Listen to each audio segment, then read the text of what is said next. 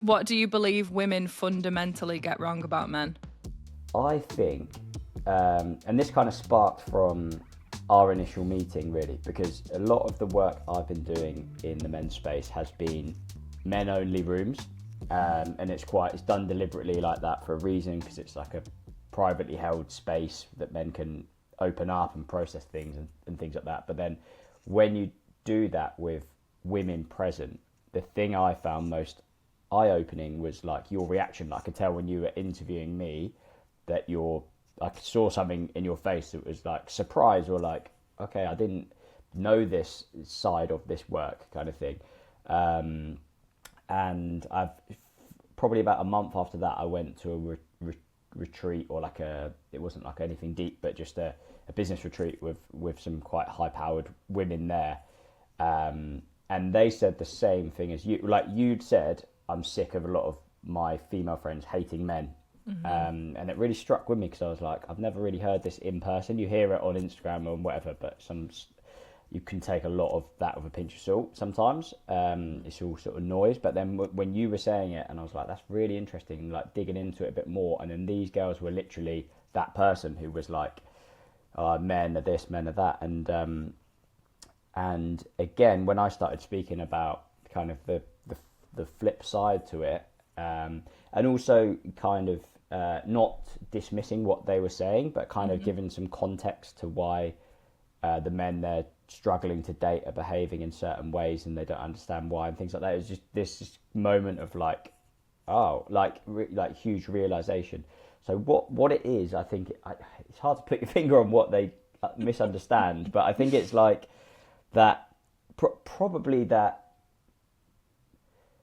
a lot of men, like it's not all men, but a lot of men are trying, but they just don't know what the rules are that they're supposed to, which is why it's my mission to help more men discover this work, because I was probably there myself. And it's not like I'm enlightened and I now have all the answers, but I have this ability now to pause in a moment and not react, or not act like a child, or not be dismissive of what someone's saying to you, and all these things that, they either said basically men are either like big kids and they're not grown up, and they're just expecting someone to be their mum and be able to play video games all night and whatever, or they're quite arrogant, grandiose, and like just dismiss, like it's kind of one way or the other.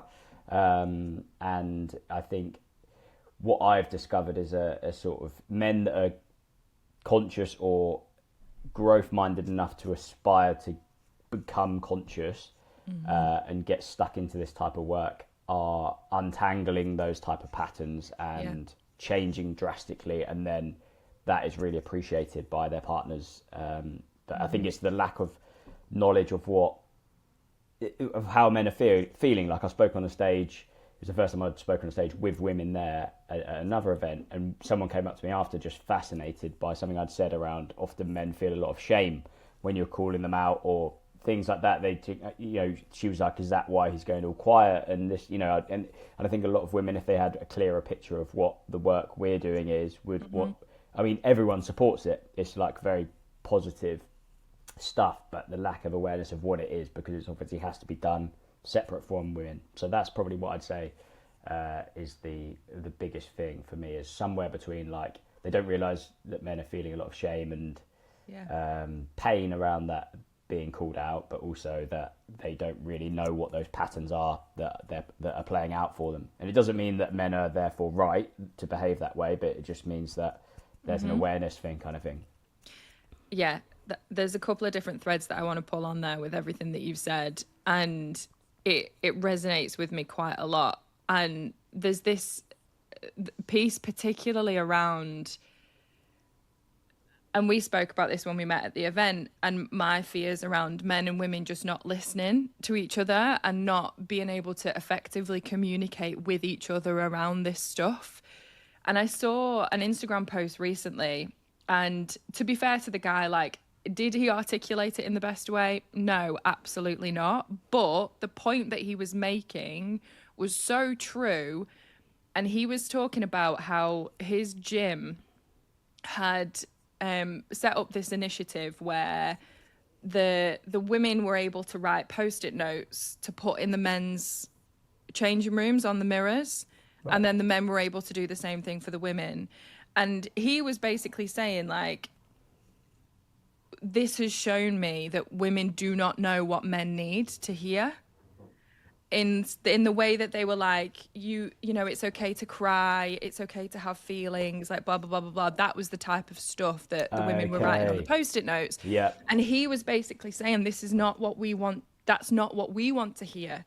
You think we want to hear that. What we actually want to hear is, we appreciate you, we see what you're doing, we value you, blah blah blah blah blah.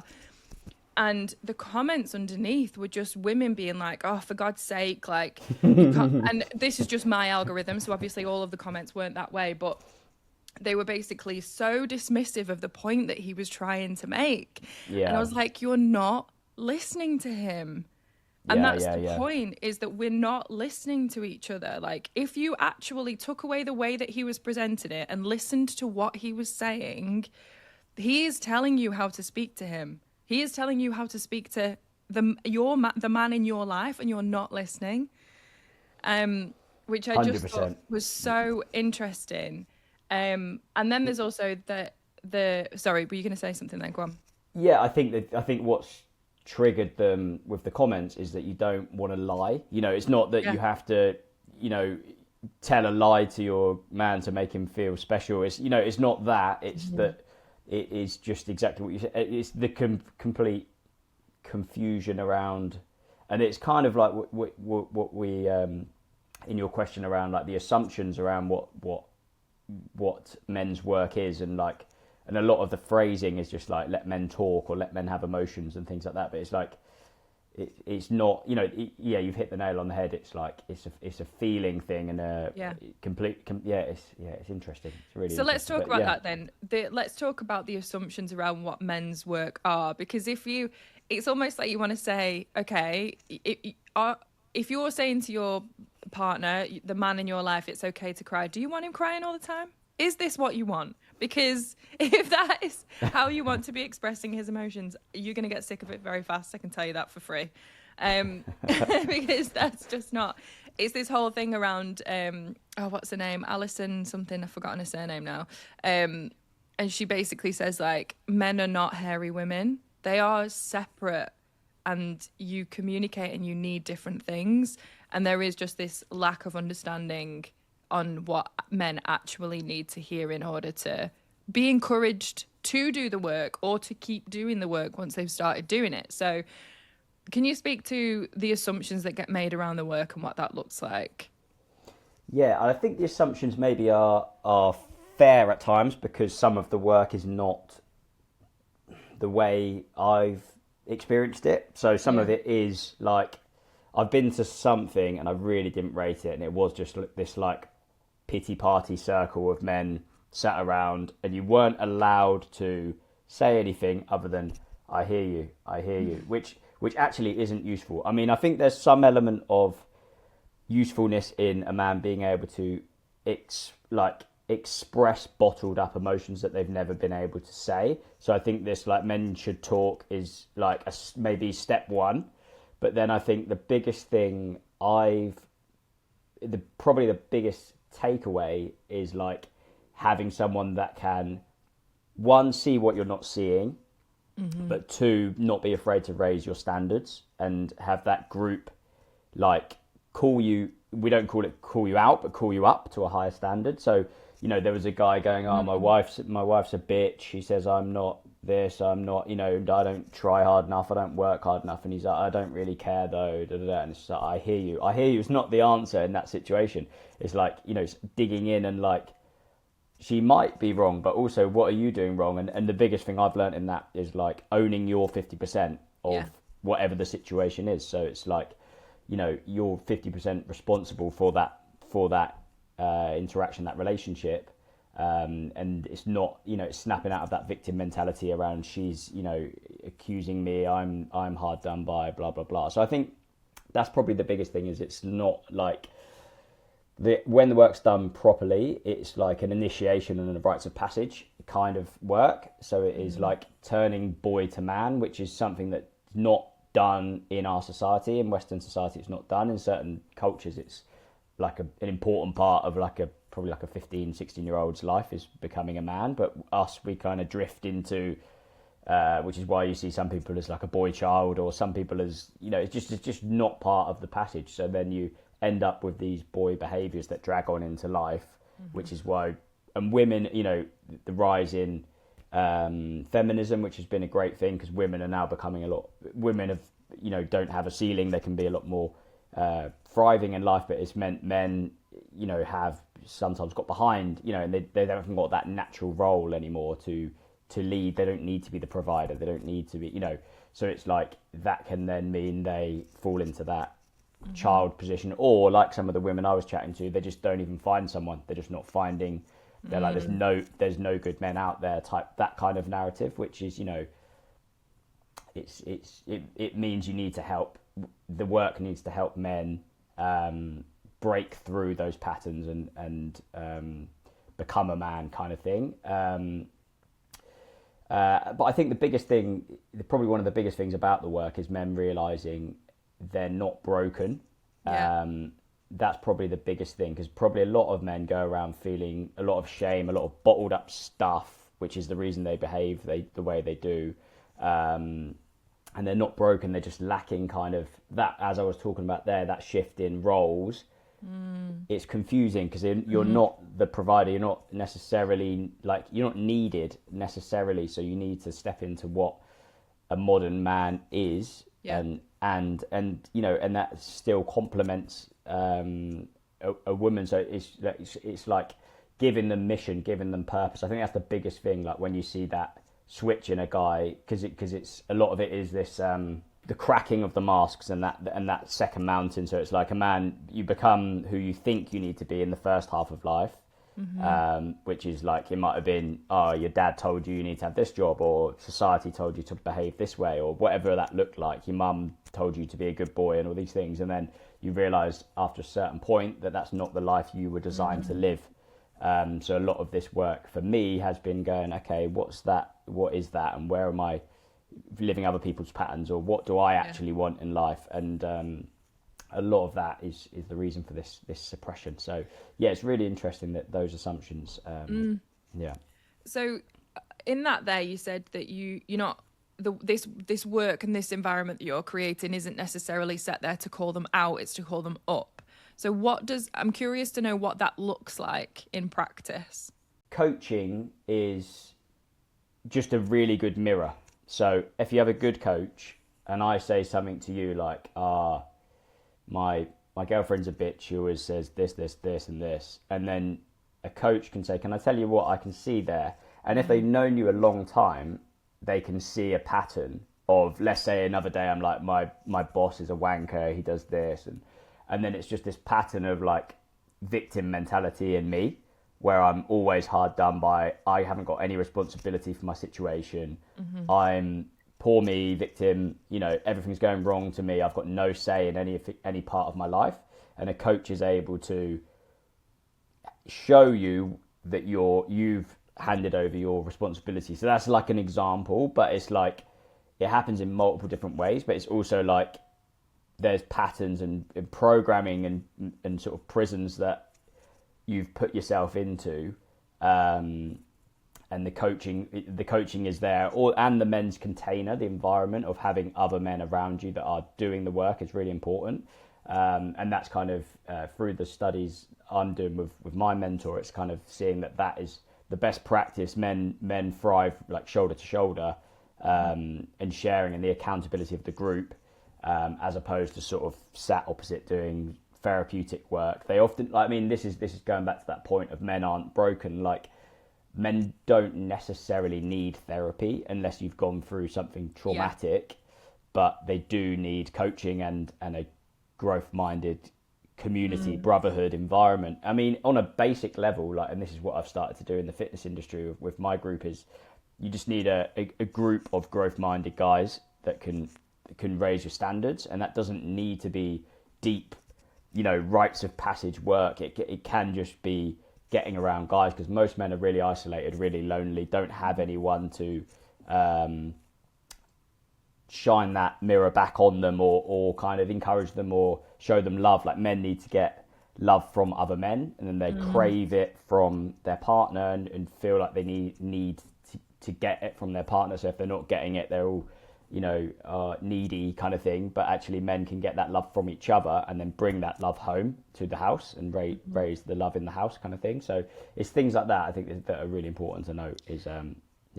Yeah, and I think that is one of the key wrong assumptions that I have seen and I have learned, in that men need that from other men. And this narrative that women are fed is that, women thrive in community, and we're supposed to be the people who are talking to each other and sharing everything with each other, and men don't need that. Men don't need it.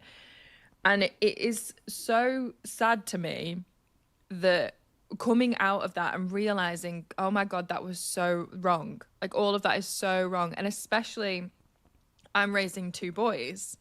So thinking about my boys as men and not having that support system around them, I don't want my sons to be lonely. Like, there's nothing, and especially knowing them as people. My eldest son, like, Jesus Christ, he is the most social human being I've ever met in my entire life. Like, we go to a park and he will see somebody and he'll be like, I'm going to go and play with them. And then just go and force them to play with him. They don't have a choice. And just the thought of him not having access to that as a man, because it's normal and it's encouraged when they're kids and they're at school and all this, and then all of a sudden they become adults and that's not facilitated anymore. It's just taken away. It's like, well, now you go to work and you don't have to be friends with the people that you work with. You don't have to go and play football with them. Like, it's not encouraged in the same way. And I think it's really sad that suddenly changes and that those spaces aren't available to men anymore. With your own journey with this, what actually made you start to go and do the inner work? You can join the dots backwards, but I'd say it was kind of a happy accident, in that I've always been looking for more. I've always been, like, you could call it growth minded, but always been itching for something else, which I just thought was like, that dissatisfaction with life was just the fact that I wanted more, you know what I mean? I was just hungry for more. And then I had the first call with the coach from the group that I joined, and it was almost like a prospecting call to suss me out, and just said some things that, like, hit me like a ton of bricks. That he just was able to spot things, and it was only just a little below the surface dive into my language and the kind of things I was saying and things like that, and he just instantly went, like, I spot this and this, and it was like, it was the first time. Because I think the problem, like, my mentor talks a lot about how useless self-development is, because it's yourself. So you can read like I was 100 books and have this perfect morning routine and blah blah blah, and it's, don't get me wrong, it's better than not doing those things and having a load of bad vices and stuff, but having a coach is that will speed that development up a million times. So it's like having him speak to me for that first time and spot some things, that was kind of the moment I leant in and went, what, he's got something here. Like, what, I want to know more. What do I not know about myself? And what? And then I came away on the retreat, which was my first time in a immersive men's sort of rite of passage retreat, which I didn't know anything about. Right, I just thought it was some self-development, and I don't know. One of the guys thought it was a fitness retreat. Like, it wasn't they tricked us into it, but the awareness of what this type of work is so low amongst men, and they're not going to tell you, otherwise you won't come. If they, and something just, one of the coaches is very kind of, I don't know how to describe him, very thorough, very like, and we did this release exercise and some coaching around it, and I remember like just crying my eyes out, and I just thought, well, I don't even know what this is about. And then I'd had a stomach problem for like 7 or 8 years building up to that, that I thought was just this weird, basically, like, I presumed it was from eating some bad fish or something. Like, there was this moment I was like, it must be that. and then my diet had restricted down to about 5 foods. And when I was releasing these emotions, and the thing that had been suppressed in me was around my sister, and I'd never realised that I'd not processed the fact that she'd become heavily disabled to the point she doesn't speak. And as a man, you just like, men's brains are just like, get on with it. What can we do about it? What can we, like, action plan, or like, I'd raised money for charity and all this, like, just stuff you think is useful, but you'd never actually stopped and like dealt with the emotion, the fact that you'll never speak to her properly again, and you'd grown up together and all these things.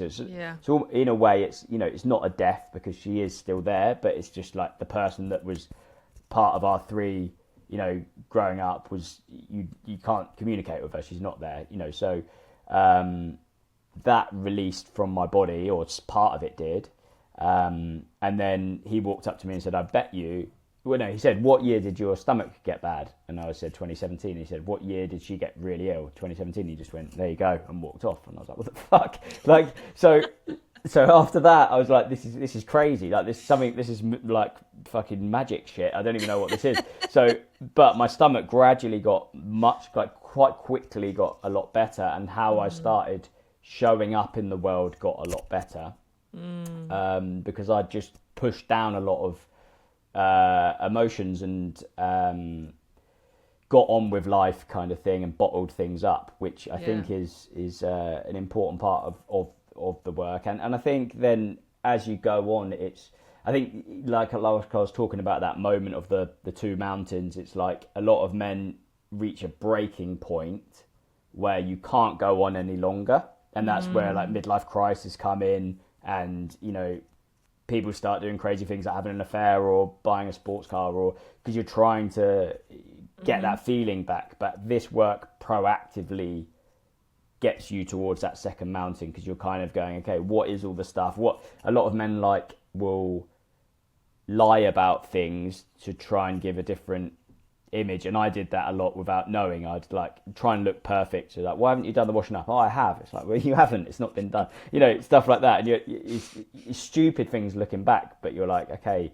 and it makes you a lot more honest. Like, this work makes you just, even like in good ways, like setting boundaries. If you don't want to do something, you just say, actually, like, respectfully, I don't really want to do that. You know, rather than what they call the nice guy traits, where you just say yes to everything, and then you just bitchy and like leaking out all your suppressed anger, or you never say anything, and then one day you just fucking lose it in road rage, you know, stupid stuff like that. So that was my moment of getting into it. And then because I have an attitude of just like, I just wanted to learn everything and understand it all, and it's ended up it becoming my own mission to help more guys discover it. So I've got some of my good friends now to get stuck into it, and like I've set my own group up just to kind of make it a bit more accessible. My thing is that it's probably a bit of a bottleneck because it is quite full on. So if there's a way just to get guys hanging out, starting to think in this way,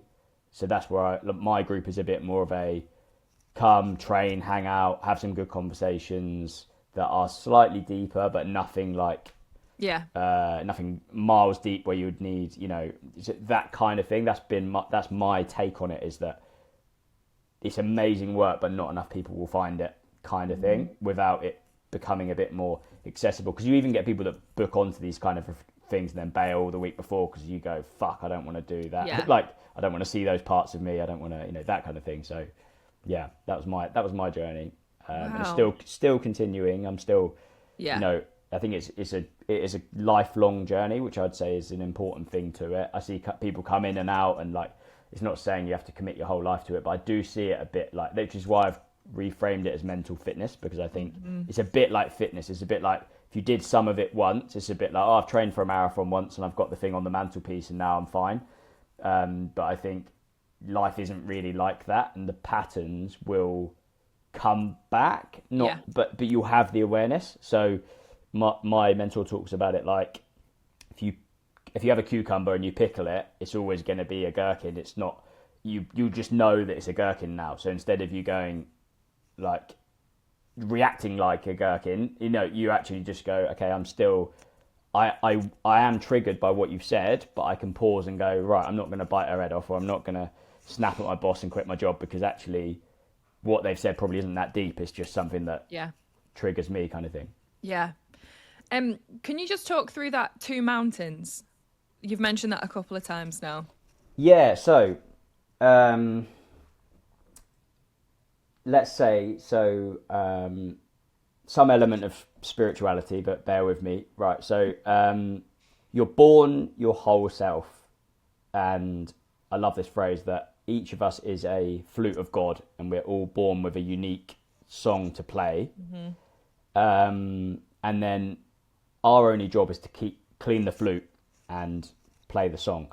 So what happens is the first mountain for a man is about ego, status, building something, and that's a necessary mountain. So it's like quite a selfish journey, but you imagine it's like some of that is you separate from your higher self and it becomes your ego self, which is like, for me it was like, okay, who I am is not acceptable, I need to be this to survive in the world. And some of it is true, some of it is good. It's like what you're teaching your lads, like, don't scream in public, don't punch each other, don't be antisocial. Like, here's how to actually survive in the real world. So some of it is very useful, but some of it, let's say, like, you were wrongly treated, or society told you to dull down that part of you, or don't do this, or you need to get a proper job, and you were really good at art, but they were like, no, that's a shit job, you need to do accounting or something.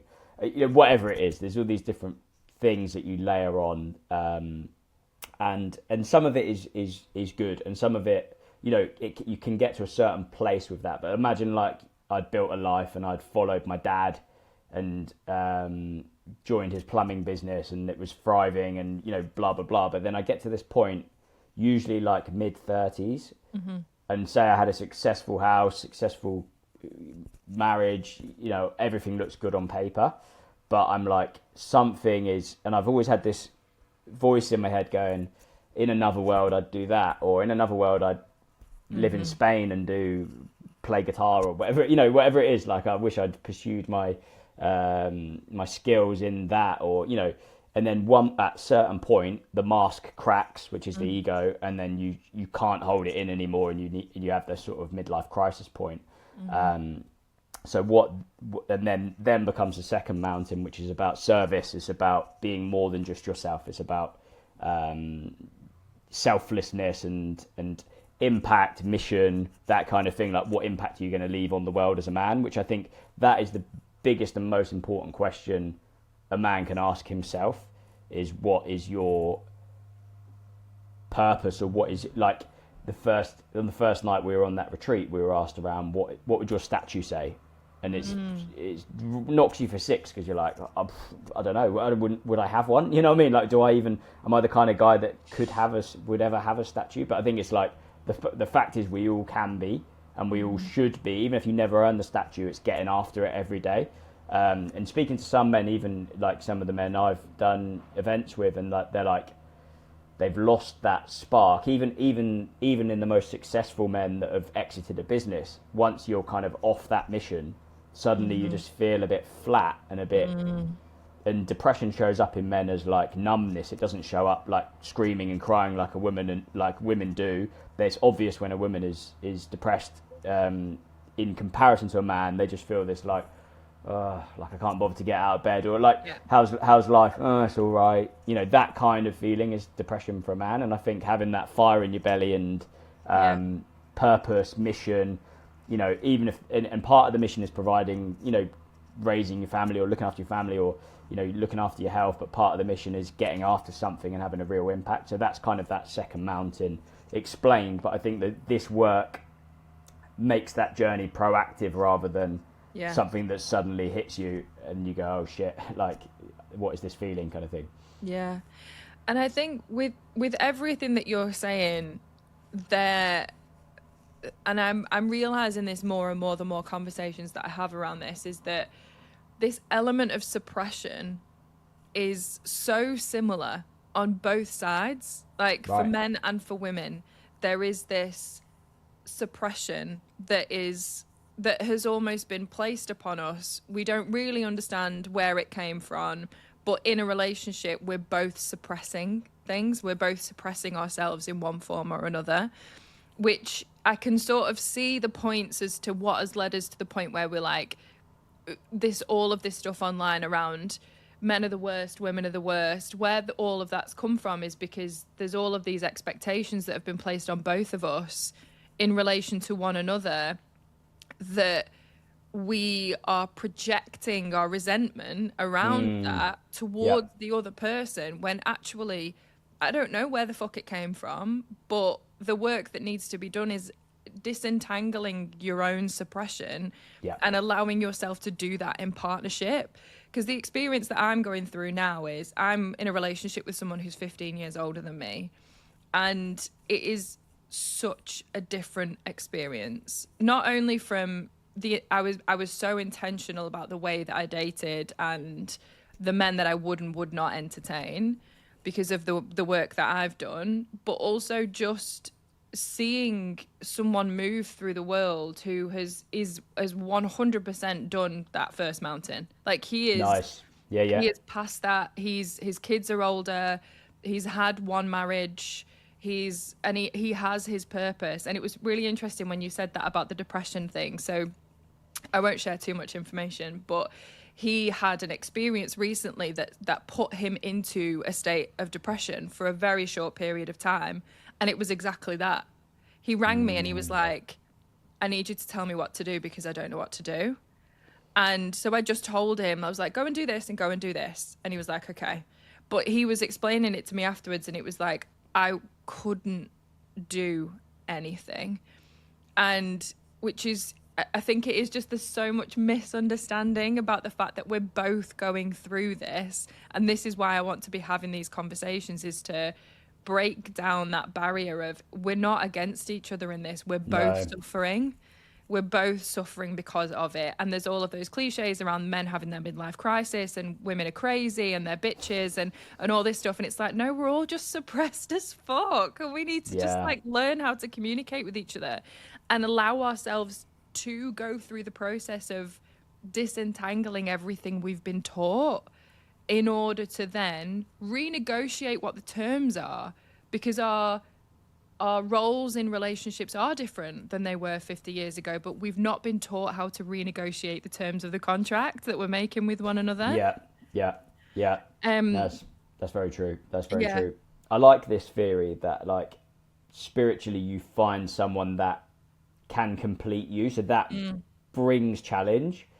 You either find someone that will validate your bullshit and you'll carry on with your shitty patterns forever, or you'll find someone that really challenges. And I feel like I've got that with my fiance, where it's like, it raises my game because there's stuff that I can no longer do. There's a light shone on it in a really positive, honest way that's like, no, like that kind of thing. Nothing horrendous, but just like things where you're like, okay, yeah, I get your point there, or that's really, and then it's raised my game. And similarly with her, it's things where it's like, okay, interesting, I hadn't thought about the world like that, you know. And we're opposite people, but like probably healed in different ways. So I think that's one thing. The second thing I was going to say is like, it's a theory on the Gottmans, which is like the biggest like couples therapy divorce type route, and it was saying around like couples that survive, the only thing that's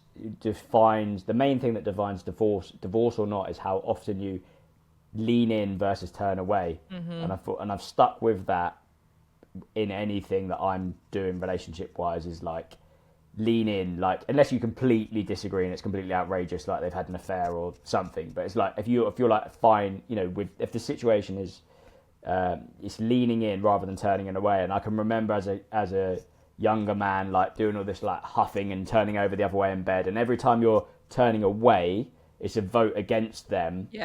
And every time you're leaning in, you're showing, I am here, I'm with you. And that was a really important lesson for me, and it just sticks in my head every time there's something that's like conflict. And it's another thing with women that I thought was really interesting, is like listening to the bids for attention. So where it seems like, and it's not necessarily attention, is probably maybe the wrong word, connection, but like bids for connection, and bids for change. So it's like if you keep hearing something, and it's not like, oh, put your sock away or whatever. It's like, I value a clean house, and I value your respect not to keep messing up my house, and things like that, where you're like, okay, it doesn't matter to me, you're being so petty or whatever, but if you can listen and it's the same thing repeating, it's clearly important to them. And one of my mates who I respect, like, he's been married for like the longest out of any of my friends, and I said, what is the thing that's kept you together? And it's like appreciating compromise, like loving compromise. Like, what does she want? That's a win for me. Like, not backing down and being like, oh, I'll do everything you say, but like, he gets joy out of her being happy. So if she likes the house clean, he'll like, oh, I'll clean the house. You know, and that kind of being part of what you want to, how you want to show up is like, I want my partner to feel peaceful when she gets home. And if that means not leaving socks everywhere or whatever the thing is, and part of that is sometimes who you are, but part of it is, you know, being a big kid, isn't it? And just expecting someone to clean your socks up, whatever. But, you know, it's those things, whatever that thing is, it's listening. And then the third thing I was going to say is the importance of men having a space to air their stuff. Because I've heard it on a few podcasts recently with maybe people that aren't qualified or like in the work and enough going, oh yeah, just tell your partner everything. It really makes it easier. Like, it makes it so much easier because then she understands what you're going through. And it's like, no, men need a space. You don't bring all your chaos to your partner, because women like to solve, like women want the play. I mean, this is maybe this is like, they want it to be peaceful. They want to help you get back to calm. So then it's that dynamic is shifting, and and it's not, don't open up, don't keep secrets, but it's like, have somewhere where you can process those thoughts when your brain's just going mad, and oh, I might shut the whole business down, I might do this. Don't bring that energy home to the family. Process it somewhere in a safe environment, because it's probably just a crazy thought, or something that might need digging into with a coach and going, okay, what is the next step then? What would you do instead? Like, let's dig into this a bit more.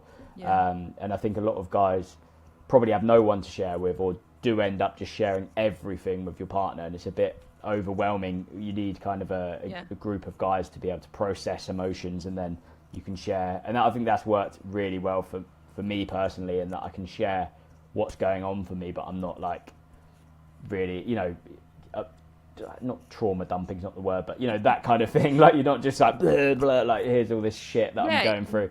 You're not using your partner as your therapist. And and the thing is, to your point there, that's another similarity that I have seen on both sides. Is there's a couple of things that I just want to touch upon. The bids for connection thing. So if anyone listening hasn't heard of the Gottmans, go and check out the Gottman Institute, because it is incredible. And they were one of the first people that I heard about this bids for connection thing, which completely changed the way that I saw certain things. So for my partner example, like, he all the time, he's obsessed. He lives on land and has a small holding, has a farm, and he is obsessed with what is growing. And I know nothing. Like, I am only just starting to learn about all of this. And he'll be like, come here, look at this new leaf. And I'm like, it's cool, it's a leaf. But in my head now, as soon as he says those words, that is one of his bids for connection. So no matter what I'm doing, unless I'm like in the middle of a meeting and I can't leave, I will go and I will look at the leaf, because that is so important to him, which makes me happy knowing that it's important to him. And one of the hardest patterns that I have had to break within myself is this, like, turning and leaning in rather than turning away, because that was such a thing for me in previous relationships, of just like, if I huff and I puff, or like, but very quietly and not actually cause any trouble and just avoid this whole thing, then surely he's going to come and rescue me out of this turning away. And that is not healthy. And actually, it's also me denying responsibility for what I need to do in this situation, which is turn around and communicate. And to your point around, like, if the woman is saying, like, can you clean up your socks, and what that means underneath, and getting curious about what that means underneath, what I will say to women is, you also need to learn how to communicate your reasons behind why you want that to be done. So I had a very similar experience recently. I've been staying at my partner's a lot, which means that I have to work at his, and I work from home, and there is, obviously, everybody has that one chair. Everyone has the one chair which has all of the not dirty but not clean clothes on it, and that's where they live. And I am a cleaner. I love cleaning. I love things to be tidy. So I tidied everything away, and he mentioned it, and I just said, "Can I please explain to you why I've done what I've done?" And I just clearly detailed, in the morning I need to be able to just get up and sit down and work, and if the clothes are there I can't do that, and that starts my day off on a foot that it muddies the whole thing for me. It means that I can't just sit down with my coffee and get on with it. And he was like, okay. Because this wild concept is that if you clearly communicate what you need to a man, they will do it. Like, it's not. Yeah. In general, they want not an easy life, isn't it? But they want you to win. They want to be happy. They want You both things want to peace. thrive. Yeah, you want peace. Exactly. Peace is the word I was trying to get to there. We both want peace. Yeah. And we both have our own ways of creating that, but we both want it. So allow yourself to learn how to co-create that with your partner is what I would say.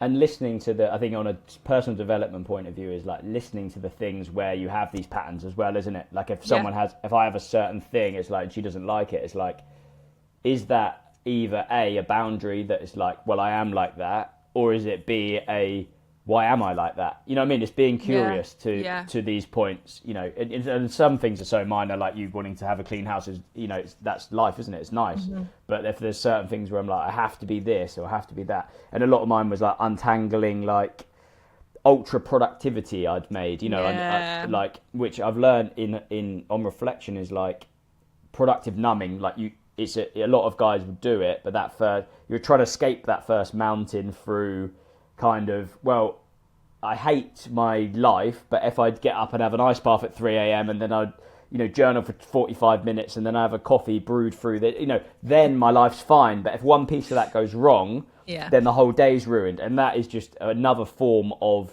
you know, what can be binge drinking or, you know, other ways that you're trying to escape the reality. And some of the work I did, I came back from a trip with one of my mentors, and just weirdly it just cracked everything. Like my Aura ring's been in a drawer now for like 9 months. I don't care about any of the stuff that I've spent my whole, you know, second, you know, that moment of like rebuilding myself. All of that's kind of gone. I don't have to have this. I mean, routine's good, don't get me wrong, in certain ways, but like obsessive productivity. And if he's like to you, no, I need to be running at 4 a.m. every morning, and it's like, you don't, like, you know what I mean? Like, you don't, if you need to, that's a problem in its own way, you know what I mean? Like, if you have to do 12 ultra marathons a year, like, why? You know what I mean? Like, just like questioning, and there's nothing, if it's good for you, nothing wrong with it, but it is questioning, like, why your mind has programmed these other replacement things in to make you feel a bit better about your life, kind of thing, when there's probably some work to be done. So yeah, it is really interesting. But, it's so interesting. And we could go on so many different trains with this conversation. But the final thing that I will ask you for today is what do you hope to see with this work? Like, what change are you hoping to be able to create for men and women, I guess, with the work? I think my personal mission, I'd like to get 1 million men to experience the work in some way through what I put into the world, which is we've developed communities within gyms, and then we've developed an app which maintains that drumbeat and that momentum when they're away from each other. So it's kind of, and then there'll be events. We're doing some stuff with Josh and stuff like that in future, which will be really cool. But just getting men to, because I feel like there's this whole group of growth-minded guys, probably exactly where I was, where you're trying to do the right things, but you don't know what the right things are, and everything feels like a struggle. And like, you know, why is she annoyed with me, or why don't I feel good in work even when I achieve things, or you know, something just doesn't sit right. Or you're trying to just impress your dad, and you don't know, don't know you need to become your own ruler of your own kingdom. Things like that just need work to work through. And if anything, it's just, you know, on a basic level, it's connecting men with other growth-minded men, so you're not lonely. You've got people you could talk to, because I can talk to my close friends now about anything, which is amazing. I can be completely honest. I've got no secrets, which having secrets as a man is hard. Not everyone, I don't share everything with everyone, but I've got people that I can be like, mate, I'm going through this, can we have a chat? And it means I can process in real time. And, it doesn't even have to be super deep. So what I want to do is create a lot more thriving men. And then I think that has a huge ripple effect on society, because you've got happier homes, you're getting rid of this generational trauma for their future, sons or daughters. That they're able to, take their own path and not have all these wounds that their dad pushes onto them. That kind of thing is the overarching mission. So I think it's the journey I've been through, and I'm definitely not there yet. I've got a load more. It's a never-ending journey, but I feel like a completely different person. And people tell me I show up completely differently. So I'm proud of the work I've done on myself. I've kind of really lent into it. We do an hour's coaching a day, and then I do several retreats a year, and I'm fully stuck into it.